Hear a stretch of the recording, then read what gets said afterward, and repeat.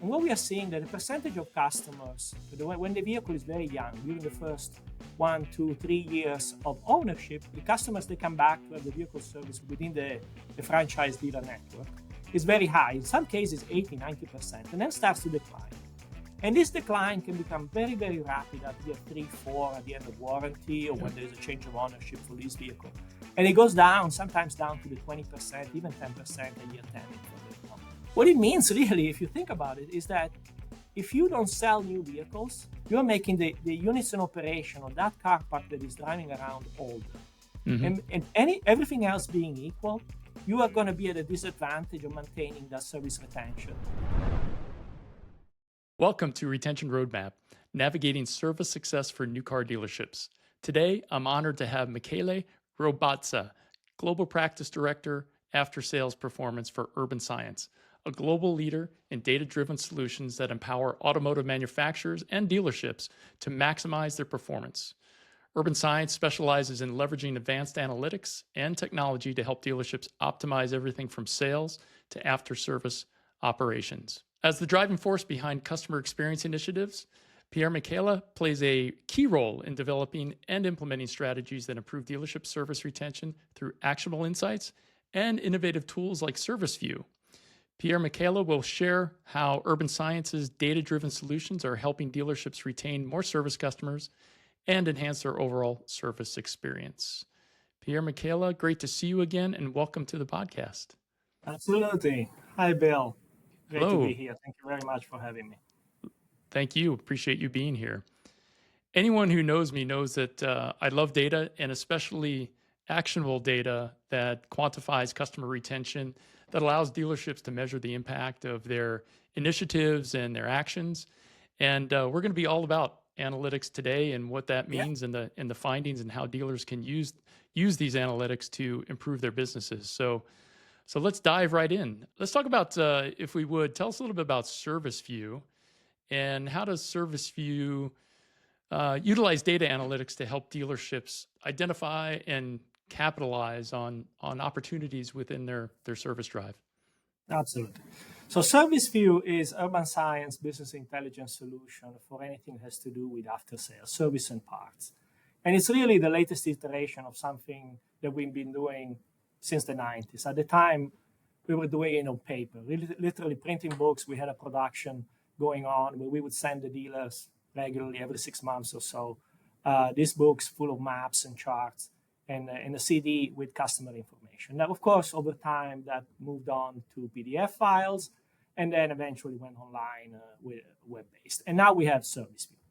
Now, ServiceView, at its very core, focuses on the analysis of the service department primarily.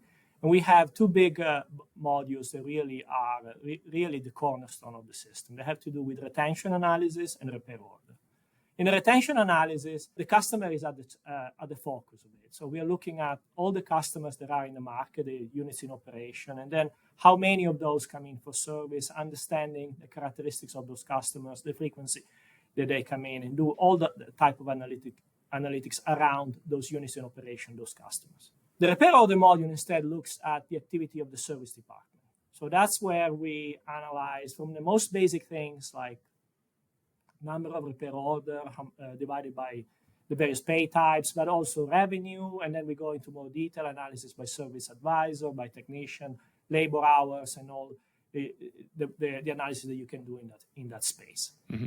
Over time, we added capacity planning. Capacity planning is the type of activity we've been doing forever, really about right-sizing the service department to be in line with the opportunity in the market, especially when it comes to technician, service advisor, number of bays, and things of that nature. More recently, we added recall module. That's to help the OEM not only delivering recall list to increase the completion of recalls, which is, of course, very important. At the end of the day, recalls are vehicles that have a safety issue that need to be serviced, and we want to support them in that sense. But also looking at recall as an opportunity, because many dealer is an opportunity to see customers that many times you might have never seen. Right. So tracking that like as a way to see the contribution that they have to retention, so what we call the activation, and then how they are able to keep those customers loyal over time. And then finally, one of the most actionable of the system, because the system is both business intelligence and actionable module, is the marketing one, which is where customer lists are being able to be generated for the dealer campaigns that they do on their marketing, on the marketing effort. Gotcha. So can you talk a little bit about how ServiceView's this customer segmentation and kind of the targeted marketing capabilities can help dealerships really grow and get more customers coming in on a regular basis?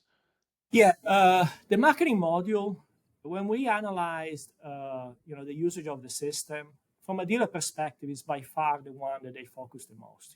They have all the analytics that we provide to the dealer, which are very important because we don't want to just we get the repair orders and the RDR data and so forth. We analyze that, we generate all these metrics. And on the analytics side, the value that we bring is to be able for a dealer to understand the way that they operate in relation to other group of dealers. So that benchmarking is a process to identify opportunities and things that can be improved and things we're doing. Mm-hmm. So that's analytics. But when it comes to a module like the marketing one, which is, dealers are people of actions. They analyze things up to a point.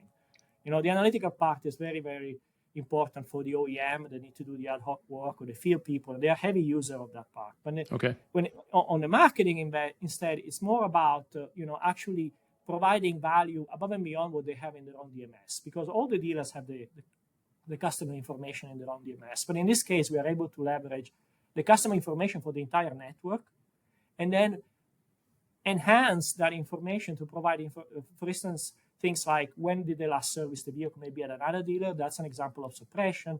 Or something that is always very valuable is identifying customers that move into a new area, and the dealers are always looking forward to receiving information about new customers that maybe were residing in the area they were not aware about, either because they moved in or because they were initially associated to another dealer, but they became inactive, and all of a sudden they are visible to the dealership. So there's really a lot of value that we provide by segmenting those customers based on the active or inactive, but also by providing additional information that really leverages what we have and the visibility that we have across the dealer network. So that's an example of the marketing module is, as I said, an example of a more actionable type of module. We also have something added recently by one of our clients. They're analyzing appointment as well. That's where we look at appointment setting, especially at the point of sale of the vehicle, to make sure the customer's in for the very first service event, and set it as frequently as possible, literally, but also making sure that then there is a follow-up and they come in for that very first service event, because if they don't do that, it's very difficult to get them back. Yeah, another good example of a more actionable module is the multipoint inspection. It's becoming very hot. Right now, a lot of focus on making sure that it's being completed, and it's being completed well as well. Mm-hmm. Interesting. Just a quick question on that first service visit. Do you have the capability to provide back to the dealership how they're doing with respect to setting that first service appointment? So we are actually tracking a metric specific to that. It's called first service loyalty. That is a very important focus of. We also have OEM that put a bonus. Some sort of incentive attached to that. So another benefit of that metric is that it's very actionable and also controllable. Many metrics like retention, you might not be able to control completely, but this one, every single customer that you sold the vehicle to, and therefore you're able to make sure that they follow up and make them come back. So not only you can measure how you're doing and how you've done historically, regarding the vehicle that you sold, but also we track throughout the year, vehicles that are still have not been serviced. And we can tell if they went to service within the dealership, another dealer, and therefore they kind of defect within the brand, or they still are open, and therefore they can follow up and create customer lists that are specifically targeted for the first service loyalty.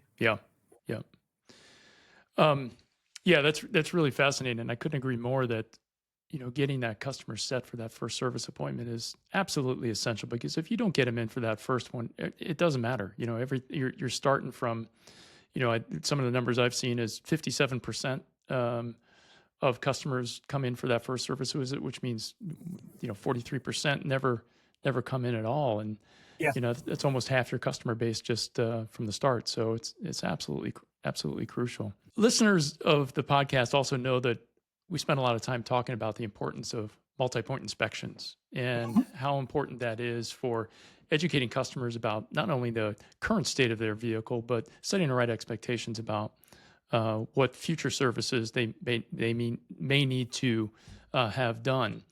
And we know that a good multi-point inspection contributes to a higher service retention rate. So what insights has Urban Science gathered on the roles that MPIs play in keeping customers engaged with the dealership service department? Yeah, for me, multi-point inspection are one of the secret tools, that the dealership have to not only build loyalty but also generate additional revenue. From a customer perspective, like you said, it is all about providing that peace of mind that the vehicle that I'm driving is roadworthy. There is no big problems, or if there are, setting those expectations that there is service that is needed. Of course, for the dealer, is an opportunity for potentially generating additional revenue, because without that, they're not being able really to identify, if there is additional suggested services. And this is particularly true, if they come in and they have only a recall or some type of warranty work, for any of the official retention metrics, they will not count. And if they're able to do, and some people call it same-day sales, basically by identifying and also being successful in translating that opportunity into revenue, they become part of the retention calculation. So really big opportunity there for generating loyalty. They're conducted for free, they're complimentary. And so who doesn't like something for free, especially if it has to do with making you feel good about the vehicle that you're driving, and you're feeling like the vehicle is basically roadworthy. Yep, absolutely. What kind of best practices would you recommend for dealerships to make sure that MPI is not only performed consistently, because we know that can be a real issue, but also effectively communicated to customers as a part of that service experience, rather than just laying it on the customer's seat? What are some of the things that you've seen that dealers can do to more effectively communicate those results? So there is a difference between just doing an MPI and not checking the box, and actually being very effective in the communication as well. And I see that there is really two things that need to be overcome to be effective. One has to do with trust. That's number one. Yeah.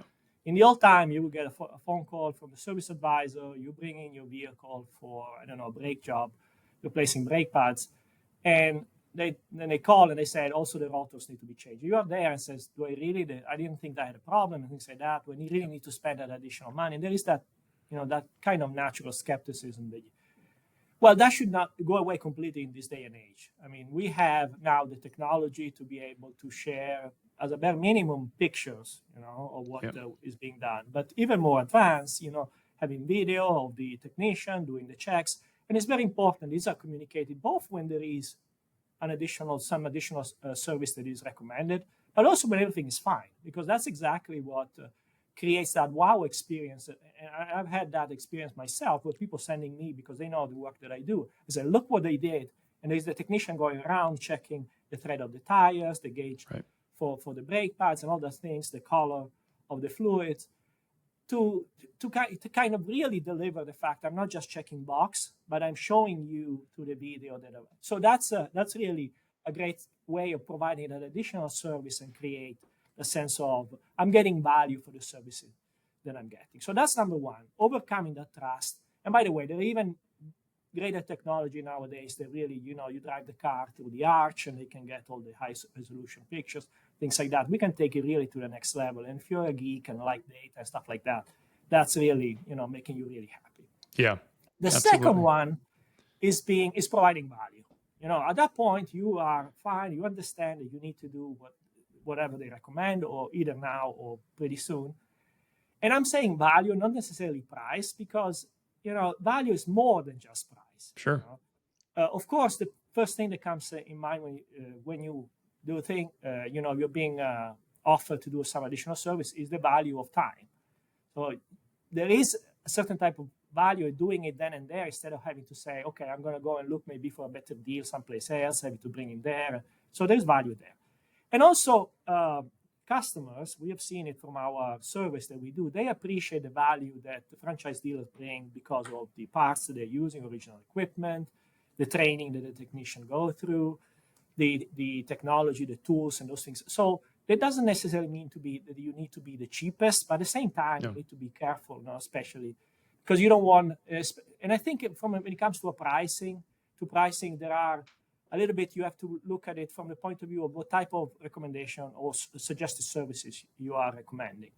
And if it has to do more with repair and the more advanced things, it's one thing. And you can be maybe not, you don't have to necessarily be as competitive because you have that advanced know-how, but at the same time, you don't want to create buyer's remorse, where you think, and then you lose that customer when they leave. Yeah, they do it the one time, but they don't come back.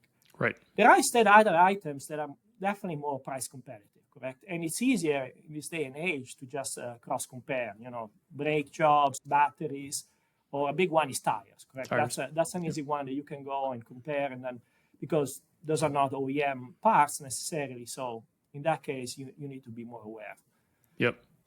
I'm glad you brought up tires because that's a great segue from the MPI because tires are such an important part of not only that MPI, but it's a critical part in terms of making sure that customers return back to the dealership for tires because we know that's a big point of defection. So if you could talk to us a little bit about some of the challenges that you see dealerships facing in positioning themselves as the preferred provider for tire services, and how can dealers use some of the data insights to overcome these obstacles? Yes, tire, like you said, is a big point of defection. It is so the statistics, they show that for the secondary market, the replacement market of tires, franchise dealer account less than 10%, 9.5% actually, precisely, of that market. What that means is that basically there is a lot of opportunity for growth, and that should be, taken in a positive way, so to speak. Now, we understand why that happens, correct? And there is tires are very competitive, like we were saying, because they're not OEM parts necessarily. It's easier to cross-shop them. Therefore, margins are lower.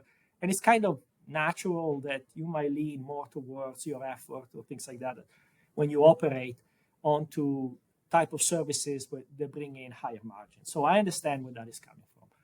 However, tires can be a great way to build loyalty long term, and there is a lot of that can be done above and beyond. So we need to think of tires more than just the one and done, the sale of the set of tire, but really as something that is being owned as part of the vehicle life cycle and the maintenance that there is regarding tire. And this is where you can add those additional value where maybe you are not as competitive price-wise, maybe a little more expensive or the same, but then you can add additional services, which are those values, road hazard assistance or including rotation and alignment, which, by the way, get the customers back in. And then if you do the multipoint inspection, now is where you can say, okay, maybe there is something else that can be done. So there are additional services. Another good example is in the north. I know this is very popular in Canada and many parts of Northern Europe.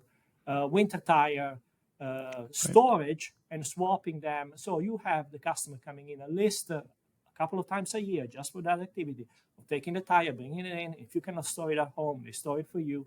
And that's part of the sale when you sell tires. Interesting. So that's really the value that you can bring, and the contribution that it brings to loyalty. Even more so with electric vehicles.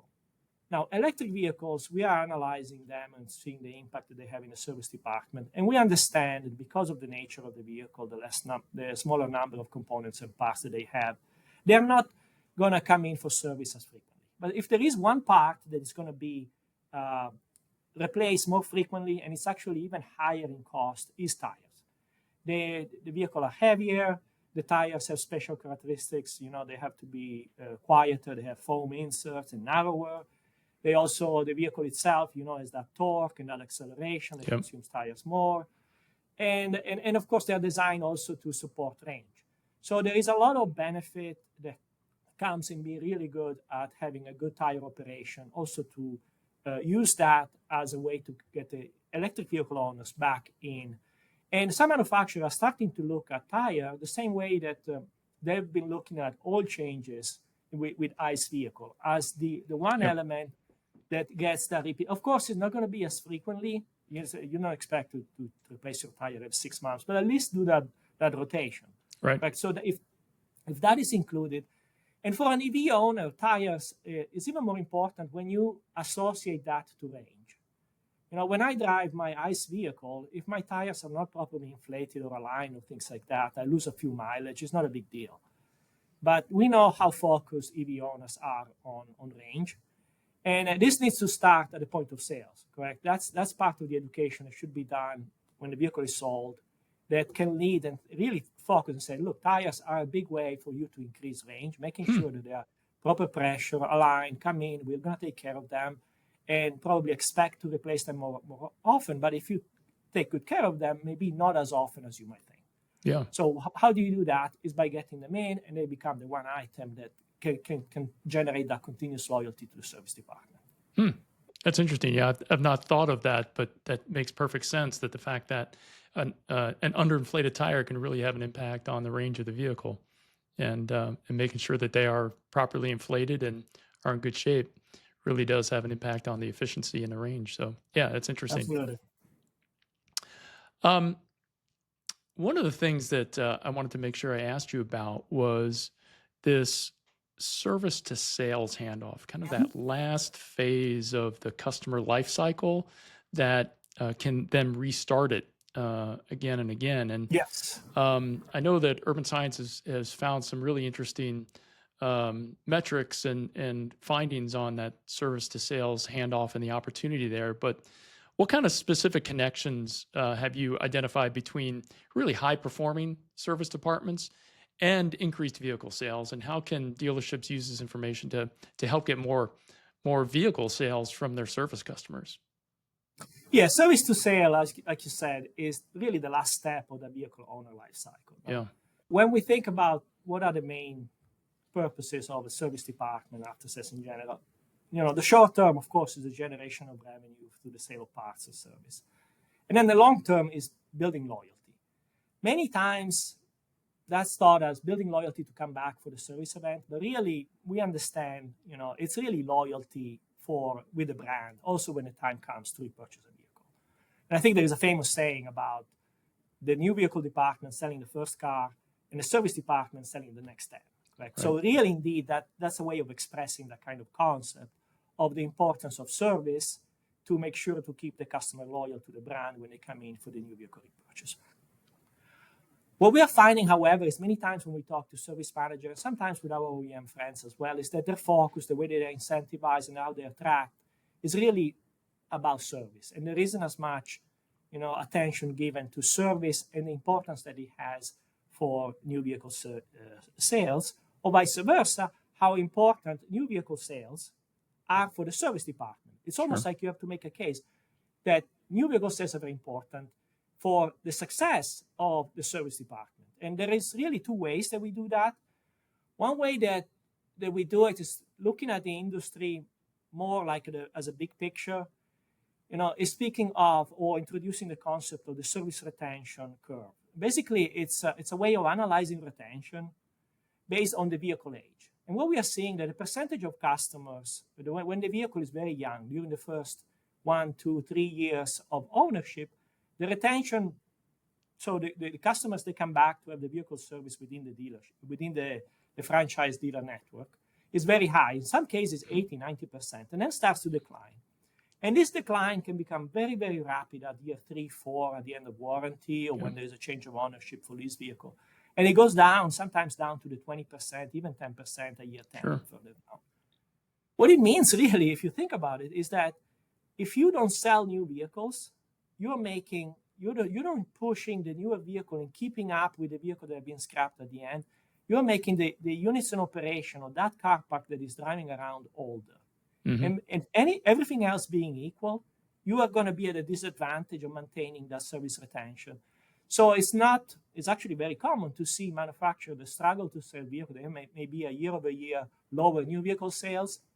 6 months later, a year later, you start to see lower the number of customer repair orders, and Yeah. And all the metrics associated to that, like retention, counts, revenue, and so forth. So that's if there is a case for why it's important, especially from an OEM perspective, sell those vehicles in order to be able to keep feeding the beast, so to speak. Yeah. Yeah. The other one, from a dealer perspective, is an analysis that we do of the dealer's area of responsibility. So what we look at is that the customer that reside in a dealer is given their own area of responsibility, and all the units in operation, so the drivers or the owner of vehicle for that brand. We divide them into two groups: those that bought from the dealer and those that bought from another dealer of the same brand. Everything else is the same, of course, because they're in the same area. So distance to the dealerships, demographic factor, income, all those kind of things are the same. What we are seeing is if they bought the vehicle from the dealership that controls that area, the dealership has a retention that is 2.5 times higher than for retaining the customer that didn't buy from this dealer. So if I'm a service advisor, a service manager, I know that every single vehicle, or even a general manager, actually, from every vehicle that's being sold in my area, and I'm not the dealer that sold to them, that means that my likelihood that they come into service with me is 2.5 times less. Yeah. 2.5 times, that's 250%. So it's a lot or more when you look at it on the positive side. It's really important to be the one selling the vehicle, and to make a case for service manager of the importance of, why they should care about selling your vehicle. Right. Now, when it comes to actually analyzing that, it's very tricky, but we are lucky. We have access to some great data. We actually collect new vehicle sales for 97% of the industry daily, pretty much, for the majority of those brands. So we are able to look at the service loyal customer of a dealer and a brand, and then see when they come in market and be able to match against this sales file to understand if they bought the new vehicle at the dealership they have been servicing throughout, or they bought from another dealer of the same brand, or they bought from, that's the bad case scenario, from a brand that is competing. So they defected to another brand. And that really provides that insight. And what we're seeing again is that indeed service loyalty is a strong driver on new vehicle repurchase rate. On average, service loyal customers repurchase their new vehicle at a rate that is 2 times from the dealership where they've been servicing higher, is 2 times higher compared to other dealers of the same brand. So they prefer to come back to the dealers at a rate of 2 times. Now, we have, unfortunately, because that's the average, many dealers that are below that, and sometimes it's even less than 1, which means that they have more customers defecting to another same brand dealer that coming into service to repurchase from them. Or at the other extreme, customers that where that rate becomes, instead of being 2 times, becomes 3 times. And that's really an indication that you have dealerships that are making an explicit effort to make sure that the service lane is not only a place to get your vehicle service and things like that, but it's also where you can build that long-term sales loyalty, so that when the customer is in the market to repurchase a vehicle, they think about that dealership as the first dealer to do that. Yeah, absolutely. Yeah, it seems to me that this is one of those areas where there's a lot of potentially low-hanging fruit there. There's an opportunity there to be more proactive about approaching those customers who have been identified as perhaps being ready to trade in that vehicle, and proactively approaching them about purchasing a new vehicle, trading in their old one. And then at the same time, that's very often that's a great source of inventory for the used car department as well. And it's a win-win-win across the board. Yes, it is. We also, in addition to doing the analysis that we do, that are more quantitative in nature, we also have qualitative type of analysis that we do with the Harris Poll. This is a service that we conduct with dealers and with customers, vehicle owners, asking a number of questions. And one of them has to do with the experience that they have at the dealership when they bring the vehicle in for service. And we ask 2 types of questions. Some of them related to typical activities that have to do with the service department. So the vehicle, when you came in, where you graded, did they do a walk around, when they delivered the vehicle, where you provided the type of information exactly detailed on the type of service that was done. And then we sprinkle in those questions also questions that have to do with activities that are more related to the service to sales type of loyalty. Things like did they offer to contact or have someone from the sales department to come in, maybe do a test drive, while you were waiting in the waiting room, or an evaluation of your vehicle for a trade-in, or did they actually offer for you to trade in the vehicle and then share with you what type of offer they had going on for that month. So those are type of activities that have to do more with us keeping the customers in and getting them to make sure that when they are ready to purchase the vehicle, this dealership is really top of mind. Now, that's what you do at the dealership. You can also, of course, have activities that are outside of that. I have an example that one dealership that likes to send me a card. I bought the vehicle from them. They know everything about how many payments I made and how much the vehicle is worth. They also bring the vehicle there for service. And they regularly send in this card reminding me how much they will be willing to pay for the vehicle to trade in and then bringing and getting it and getting a new vehicle and what the monthly payments would be. So when we ask those type of questions, what we see is that with a service event related question, it's pretty high. It's over 50%, even though sometimes it's not as high as we would like. But the service to sales one, the highest one is 15%. We actually are more like 10 and 15%. So only 10 to 15% of the time of the customer indicate that some of those service to sales activities that have to do with trade-in valuation or interacting with the sales department actually happen at the dealership. And for me, that's really an opportunity lost where the dealership could clearly make more effort to make sure that those customers are loyal, not only for service, but also long-term for new vehicle repurchase. Yeah, for sure. Yeah, definitely.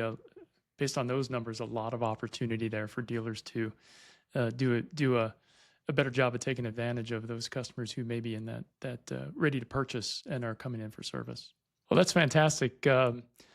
Piermichele, thanks so much for sharing this with us. You've so many great ideas, great information, everything from the role that Service Smarts can play in helping dealerships be more effective in their service retention efforts, the role of MPI, the importance of tires, and a great opportunity within that service to sales handoff for bringing that customer back for another lap around the customer life cycle is fantastic stuff. Before I let you go, if anyone has any questions for you or wants to get a hold of you, what's the best way for them to reach you? Yeah, email is always the best way, and it is P like Peter, M like Michael, and then my last name, Robazza, which I think you see on the screen, at urbanscience.com. Super. And we'll include that link in our contact information in our show notes as well. So thanks very much, Piermichele, for being on the show. Really appreciate your time today, and we hope to see you again soon. Thank you for having me here, Bill. Of course. Bye-bye. You've been listening to Retention Roadmap, Navigating Service Success for New Car Dealerships. Subscribe on Spotify, Apple Podcasts, YouTube, or wherever you get your podcasts.